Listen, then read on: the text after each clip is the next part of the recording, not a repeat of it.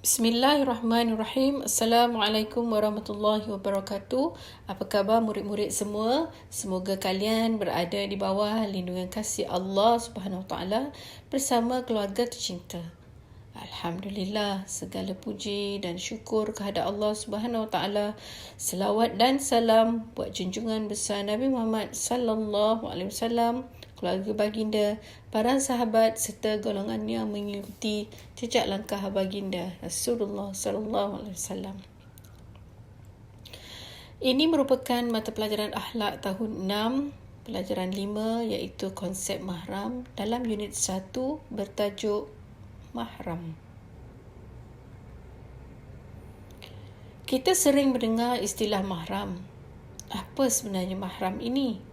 Biasanya mahram ini dikaitkan dengan pernikahan. Apakah sebenarnya yang disebut dengan mahram? Apa maksud mahram? Dan siapa yang digolongkan ke dalam istilah mahram ini?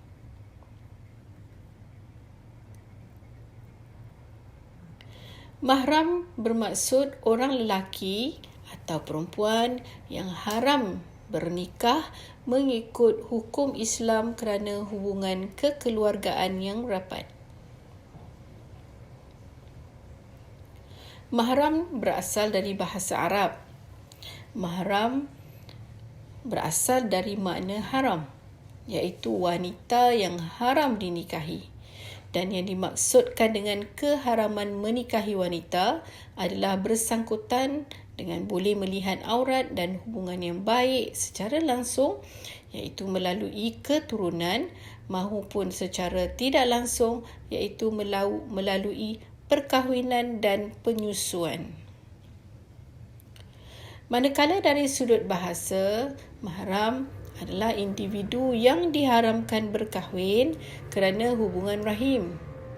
Mahram ini pula terbahagi kepada dua bahagian, iaitu mahram kekal dan yang kedua mahram sementara. Dasar hukum haram ada disebutkan dalam Al-Quran surah An-Nisa ayat 23 yang bermaksud Bismillahirrahmanirrahim. Diharamkan kepada kamu berkahwin dengan ibu-ibu kamu, anak-anak kamu, saudara-saudara kamu dan saudara-saudara bapa kamu, saudara-saudara ibu kamu dan anak-anak saudara kamu yang lelaki dan anak-anak saudara kamu yang perempuan. Sadaqallahul Azim. Terdapat 3 sebab kenapa seorang individu itu diharamkan untuk berkahwin dengan seseorang. Pertama, atas sebab keturunan. Kedua, atas sebab perkahwinan. Dan ketiga pula diharamkan seseorang itu dikahwini disebabkan penyusuan. Mari kita kupas satu persatu tentang sebab-sebab golongan ini menjadi mahram kepada golongan yang lain. Yang pertama, mahram yang disebabkan oleh keturunan ataupun nasab. Nasab mempunyai peranan yang penting, terutama sekali yang bersangkutan dengan beberapa hal seperti hak waris dan pewalian. Kategori haram ini adalah mahram kekal, iaitu mereka tidak boleh berkahwin antara satu sama lain selama-lamanya. Yang dikategorikan sebagai keturunan adalah mereka yang mempunyai talian darah sama ada daripada sebelah ibu maupun ayah. Barisan keturunan pertama adalah ibu dan ayah kita sendiri. Kedua, keturunan yang diperolehi daripada perhubungan kekeluargaan ayah dan ibu, seperti datuk dan nenek sebelah ayah ataupun ibu yang kita panggil ibu bapa kepada ayah dan ibu bapa kepada ibu, ataupun dipanggil datuk ataupun nenek. Kategori keturunan seterusnya adalah anak perempuan ataupun anak lelaki. Adalah haram untuk berkahwin dengan anak kandung sendiri, sama ada anak itu lelaki maupun anak perempuan. Bapa saudara dan ibu saudara ataupun kita panggil pakcik dan makcik, mereka adalah adik-beradik kepada ibu kita ataupun ayah. Pakcik dan makcik juga mahram, maka mereka ini haram dinikahi. Begitu juga dengan anak saudara. Anak saudara lelaki dan anak saudara perempuan adalah mahram. Anak saudara bermaksud anak kepada adik atau abang ataupun kakak, sama ada mereka adik-beradik kandung maupun adik-beradik seibu dan sebapa sahaja. Mereka ini mahram disebabkan keturunan. Adik-beradik kandung adalah mahram. Ini termasuk adik-beradik sama ibu ataupun adik-beradik dari satu bapa. Mereka dibenarkan untuk melihat aurat kita, dibenarkan bersalaman dan tidak membatalkan wudu. Maka adik-beradik sendiri adalah haram untuk dinikahi kerana mereka adalah keturunan kita. Seterusnya, kategori cucu juga adalah mahram yang disebabkan keturunan. Cucu adalah anak kepada anak lelaki ataupun anak kepada anak perempuan. Sama ada mereka itu lelaki atau perempuan, mereka ini haram dinikahi. Seterusnya, golongan yang menjadi mahram adalah disebabkan oleh perkahwinan. Dalam kategori ini, terdapat golongan mahram kekal dan mahram sementara. Mari kita lihat mahram sementara dahulu, iaitu ipar-duai. Apa itu ipar-duai?